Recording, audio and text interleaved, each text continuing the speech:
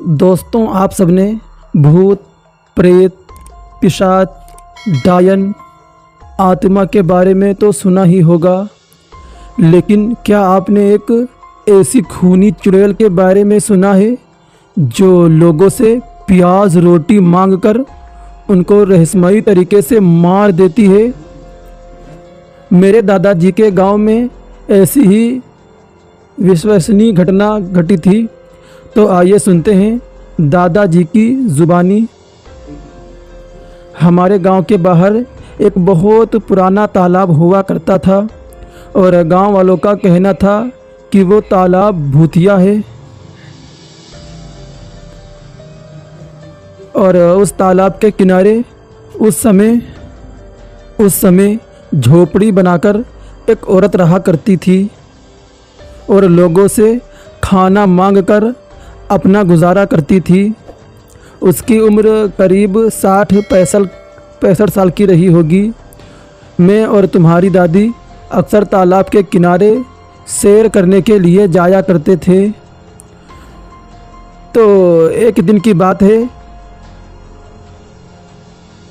जब हम दोनों शाम को शहर पर गए हुए थे। वो जगह उस समय सुनसान हुआ करती थी, सिर्फ दिन में ही लोगों का आना जाना था वहाँ। जब हमारे सैर करते लौट रहे थे तब मुझे पानी की आवाज़ सुनाई दी। हम दोनों ने तालाब की ओर देखा तो पाया कि तालाब के किनारे वो बूढ़ी औरत पानी से अपने हाथ धो रही थी। लेकिन अजीब बात तो ये थी कि उसके यहाँ हाथों में लाल रंग की कोई चीज़ लगी हुई थी और वो उसे रगड़ रगड़ कर धो रही थी। मैंने सोचा कि क्यों ना उनसे बातचीत की जाए। हम दोनों उनके पास गए और मैंने उनसे पूछा, अरे सुनिए काकी, आप क्या कर रही हैं यहाँ? ये सुनकर उस औरत ने अपने हाथ धोने बंद कर दिए और पीछे मुड़कर मुझे देखा। वो औरत बस मुझे ही घूरे जा रही थी। मैं इंतज़ार कर रहा था कि वो कुछ तो कहेगी, लेकिन उसने मेरी बात को नज़रअंदाज कर दिया और वापस हाथ धोने लगी। मैंने उसके हाथ की ओर देखा और कहा, ये तो खून जैसा लग रहा है, आपको कहीं चोट लगी है क्या? उसने दोबारा मुझे देखा, लेकिन इस बार भी कोई जवाब नहीं दिया। हाथ धोने के बाद वो चुपचाप अपनी झोपड़ी में चली गई। ये देखकर हमें हैरानी तो हुई, लेकिन हमने कुछ नहीं कहा और हम वापस आ गए। उसके 2 दिन के बाद मैंने शाम के समय में ही उस रात को उस औरत को हमारे पड़ोसी के घर के आगे देखा। उसने पड़ोसी से कहा, मुझे प्याज रोटी चाहिए। मुझे उसकी ये बात भी बड़ी अजीब लगती थी। वो हमेशा लोगों से रोटी और प्याज ही मांगती थी। तो मेरे पड़ोसी ने कहा, अरे अम्मा, माफ़ करना, रोटी प्याज तो नहीं है, लेकिन हाँ अम्मा, चावल दे सकता हूँ तुमको। लेकिन उस औरत ने उसे कोई भी जवाब नहीं दिया और वो वहाँ से आगे बढ़ गई। वो रोटी प्याज के अलावा कुछ भी नहीं खाती थी। मैं उस शाम करीब 1 घंटे तक बाहर बैठा रहा और मैंने उसी औरत को वापस आते हुए देखा। उसके हाथ में कुछ प्याज और कागज़ की एक पोटली थी, शायद उसमें रोटी रही होगी। वो औरत सीधी अपनी झोपड़ी की ओर चली गई। मैं भी अपने काम में लग गया। फिर अगले दिन गांव के कुछ लोगों के साथ मैं यूं ही बैठे हुए गप्पे मार रहा था। तभी दिनेश नाम के एक आदमी ने कहा, अरे जानते हो, कल रात को सोमनाथ काका के परिवार वाले अचानक एक साथ बीमार पड़ गए। सबके पेट में अचानक दर्द होने लगा और सबको खून की उल्टियाँ हो गईं। सोमनाथ काका हमारे गांव में शिक्षक थे, बच्चों को पढ़ाते थे। उनके बारे में जब वो बात मुझे पता चली तो मैं तो बहुत डर गया। मैंने पूछा, अरे ये कैसे हो सकता है?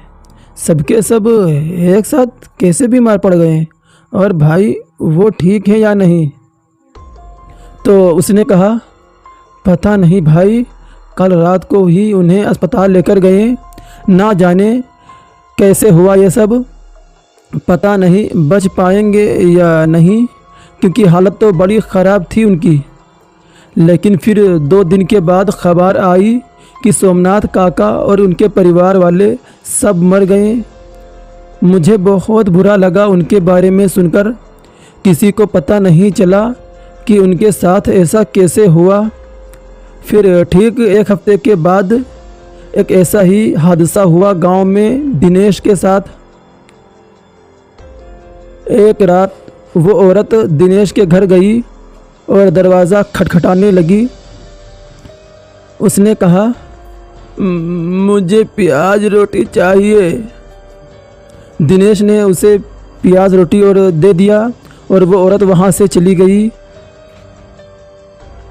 अगले ही दिन दिनेश और मैं खेत में काम कर रहे थे और तब उसने मुझसे कहा, यार भाई, साला वो औरत कितनी अजीब है ना, हमेशा प्याज रोटी ही मांगती है और उसके अलावा कुछ देने से लेती भी नहीं है। कल रात मेरे घर भी आई थी, मैंने भी उसे प्याज रोटी दे दिया। तो मैंने कहा, यार अजीब तो है वो औरत, खैर छोड़ो, हमें क्या इससे मतलब। लेकिन इतने में ही अचानक से उसके सीने में दर्द होने लगा। वो दर्द के मारे इधर उधर छटपटाने लगा। मैंने कहा, दिनेश क्या हुआ भाई? हाँ? तो उसने कहा, यार बहुत ज़्यादा दर्द हो रहा है भाई।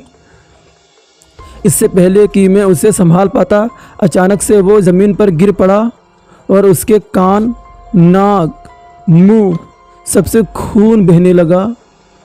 मैं उसे लेकर तुरंत अस्पताल पहुंचा, लेकिन तब तक वो मर चुका था। गांव वाले परेशान थे, समझ नहीं पा रहे थे कि गांव में अचानक वो हादसे होना शुरू कैसे हो गए।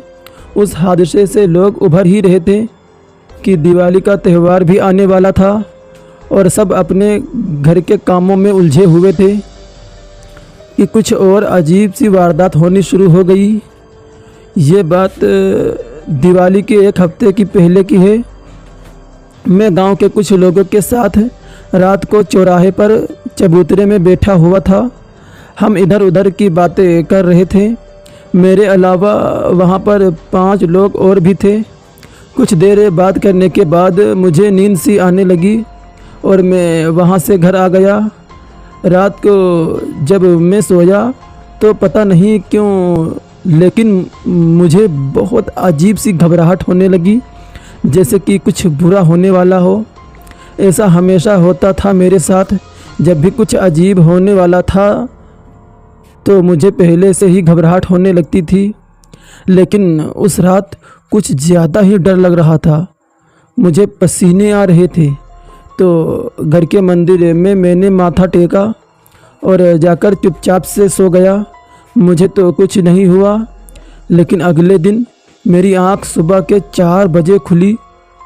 फिर मैं घर से बाहर निकला। ठंड का समय था तो सुबह 4 बजे भी काफ़ी अंधेरा था। मैंने सुना कि सुबह 4 बजे कुछ कुत्तों के भौंकने की आवाज़ आ रही थी। बहुत ज़ोर ज़ोर से भौंक रहे थे वो लोग और चुप लेने होने का नाम ही नहीं ले रहे थे। मुझे अजीब लगा तो मैं चला गया उनकी आवाज़ का पीछा करते हुए। थोड़ी देर बाद मैं पहुंचा गांव के चौराहे पर और जो मैंने देखा वो देख के मेरा तो पूरा शरीर जाम सा हो गया। वो कुत्ते चौराहे पर जो पेड़ था बरगद का, उसकी ओर देखकर भौंके जा रहे थे। और जब मैंने ऊपर देखा तो पाया कि जिन लोगों के साथ बैठकर मैं रात को बातें कर रहा था, उन सबकी लाशें ऊपर पेड़ पर लटक रही थी। वो लोग पेड़ की टहनियों पर झूल रहे थे। सबके मुंह से खून बह रहा था। किसी की ज़बान बाहर निकली हुई थी, किसी की गर्दन टेढ़ी हो गई थी। और एक बात जो सबके साथ हुई थी वो ये कि उन सबके पैर पीछे की तरफ मुड़ गए थे। बिल्कुल वैसे जैसे कि किसी डायन या चुड़ैल के होते हैं उल्टे। मैं डर गया। मैं ज़ोर से चीखने चिल्लाने लगा। मेरी चीख सुनकर गांव वाले इकट्ठे हो गए और उन लोगों ने जब उनकी लाशें देखी तो उन सबके होश उड़ गए। किसी तरह उनकी लाशों को नीचे नहीं जलाया गया और तब उनकी लाश को मैंने अच्छे से देखा। सबके शरीर का रंग सफ़ेद पड़ चुका था, जैसे किसी ने उनका सारा खून चूस लिया हो। गांव वालों को ऐसा लगा कि हमारे गांव के ऊपर किसी प्रेत चुड़ैल का साया पड़ गया है। तो उस दिन उन सबकी लाशों का अंतिम संस्कार करने के बाद गांव वाले गए एक तांत्रिक के पास। गांव वालों ने उसे बताया कि हमारे गांव में क्या क्या हो रहा है। तो उसने कहा, गांव में कुछ तो गड़बड़ है। यहाँ किसी डायन ने अपनी नज़र गड़ा ली है और उससे बचने के लिए हर दूसरे दिन यहाँ हवन कराना होगा और उसके लिए बहुत खर्चा भी आएगा। उसकी ये बात सुनकर मुझे कहीं ना कहीं वो पाखंडी लग रहा था। तो मैंने गांव वालों से कहा कि उसकी बात मानना ठीक नहीं है, पर गांव वालों ने मेरी बात अनसुनी कर दी। उन्होंने तय किया कि हम सब थोड़ा थोड़ा पैसा मिलाकर हवन कराएंगे। तो सबने पैसे मिला लिए और उस तांत्रिक को देखकर कहा कि उसे हवन के लिए जो चाहिए वो ले आए। अगले दिन रात का समय था, क्योंकि तांत्रिक ने कहा था कि वो हवन को रात को ही करेगा। तो हम सब उसका इंतज़ार कर ही रहे थे। करीब 2-3 घंटे के बाद भी जब वो नहीं आया तो सबने सोचा कि उसके ठिकाने पर जाकर ही उसे लेकर आएंगे। सब उसे लेने के लिए चले गए, पर जो नज़ारा वहाँ देखने को मिला उसकी किसी ने कल्पना भी नहीं की थी। हमने देखा उस तांत्रिक की लाश उसके साधना की जगह पर पड़ी हुई थी। उसका सर गायब था और धड़ से खून की जगह कीड़े निकल रहे थे। उसका बाकी का शरीर सड़ चुका था और बेहद गंदी बदबू आ रही थी वहाँ पर। हमारा सांस लेना भी मुश्किल हो गया, इसलिए हम लोग वहाँ से भाग गए। दिवाली पास आ रही थी, लेकिन लोगों के बीच खौफ का माहौल बना हुआ था। 2-3 दिन तो कुछ भी नहीं हुआ, लेकिन फिर दिवाली के 2 दिन पहले रात को जब मैं और मेरा एक दोस्त नीलेश घर के बाहर बैठे हुए थे, तो हमने उस औरत को कहीं से आते हुए देखा। उसका मुंह खून से रंगा हुआ था और हाथ में कुछ प्याज और रोटियां थी। वो बूढ़ी औरत अपनी झोपड़ी की ओर जा रही थी। नीलेश ने कहा, यार भाई, ये औरत आ कहाँ से रही है और इतनी भयानक हालत में कैसे है ये, जैसे किसी का खून पीकर आ रही हो। जब उसने ये बात कही तो मुझे समझ आने लगा कि हो ना हो जो भी हादसे गांव में हो रहे थे उनके पीछे उसी का ही हाथ था। तभी जिस तरफ से वो औरत आ रही थी उसी तरफ से एक औरत की ज़ोर से चीखने की आवाज़ आई। मैं और नीलेश उस तरफ गए और देखा कि गांव के आदमी की लाश उसी के घर के सामने पड़ी हुई थी। उसकी गर्दन से मांस का एक टुकड़ा बड़ा सा कटकर दूसरी तरफ गिरा हुआ था और उसकी पत्नी रोए जा रही थी। मैंने उससे पूछा, ये सब कैसे हुआ? तो उसने कहा, वो अजीब सी औरत आई थी भैया, उसने रोटी और प्याज मांगा। ये उसे रोटी और प्याज देने बाहर आए थे। फिर जब काफ़ी देर तक अंदर नहीं आए तो मैं बाहर आई और आकर देखा तो ये उसने इन्हें मार डाला।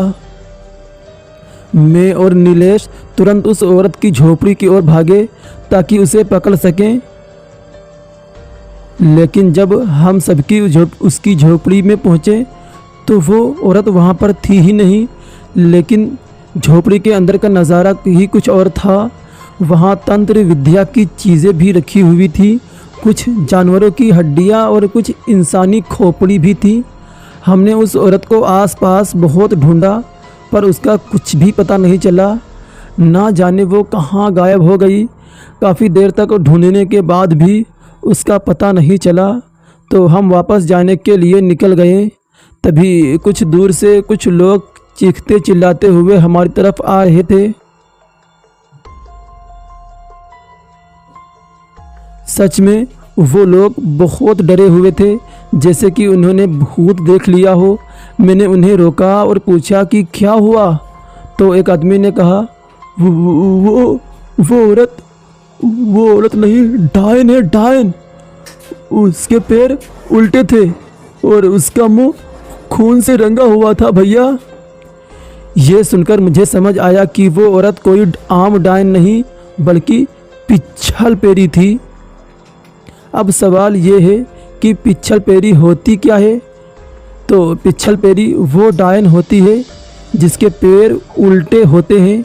किसी को नहीं पता चला कि वो कहाँ गई, वो कहाँ से आई थी और अचानक कहाँ और क्यों गायब हो गई। वो आज भी एक रहस्य है, लेकिन उसके बाद से वैसा कुछ भी नहीं हुआ यहाँ। शायद उसने किसी नए गांव में अपना बसेरा कर लिया होगा। फिर उसके बाद हम लोगों ने उस औरत को बहुत ढूंढा, गांव-गांव में, कोने कोने में, हर रास्ते पर ढूंढा, हर जगह पर ढूंढा, लेकिन पता नहीं आखिर में वो औरत कहाँ चली गई। लेकिन जिस दिन से वो औरत चली गई थी उस दिन के बाद से उस गांव में न तो कोई आदमी गायब हुआ, न बकरी जानवर गायब हुए, न तो कोई मरा। और उस दिन के बाद से हमारे गांव में बहुत ही सुकून, चैन, शांति होने लगी। तो ये कहानी यहीं पर समाप्त होती है।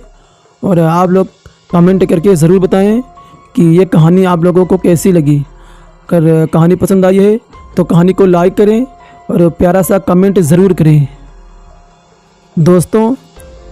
और आप लोग बताइए कि मैं अगली कहानी किस टॉपिक पर लेकर आऊँ। क्या आप लोगों को कौन सी कहानी ज़्यादा सुनना पसंद है, ये आप लोग कमेंट में ज़रूर बताएं। तब तक के लिए bye bye and take care.